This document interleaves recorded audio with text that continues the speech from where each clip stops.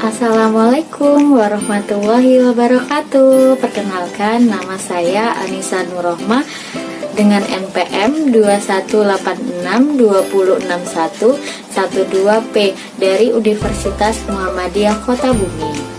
Nah, untuk video kali ini kita akan belajar tentang bagian-bagian tumbuhan beserta fungsinya.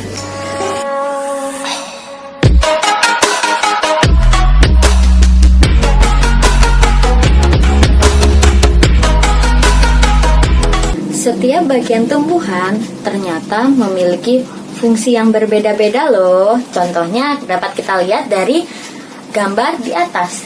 Gambar di atas ini adalah contoh tambar tanaman dengan bagian-bagiannya.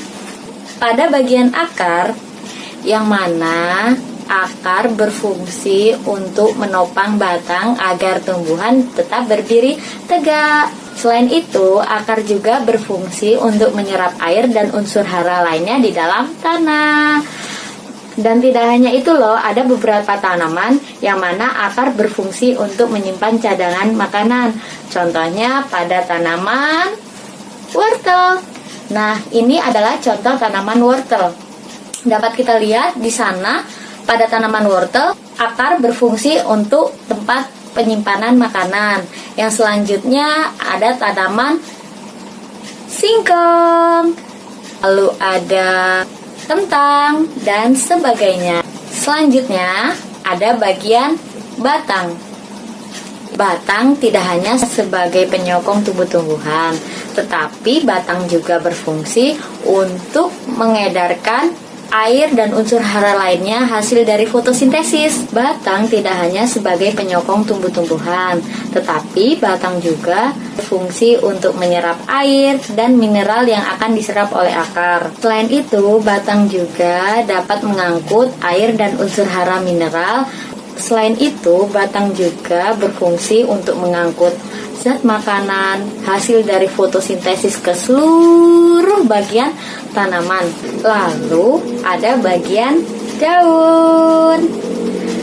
Daun berfungsi sebagai tempat berlangsungnya fotosintesis. Pada daun terdapat zat klorofil atau disebut juga zat hijau daun. Nah, klorofil inilah yang membantu berlangsungnya untuk fotosintesis pada tanaman. Selanjutnya ada bagian bunga. Bunga berfungsi sebagai alat perkembangbiakan pada tanaman. Pada bunga terdapat alat kelamin jantan dan betina.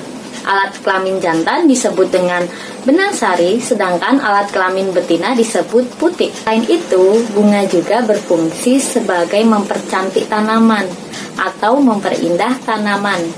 Selanjutnya ada bagian buah.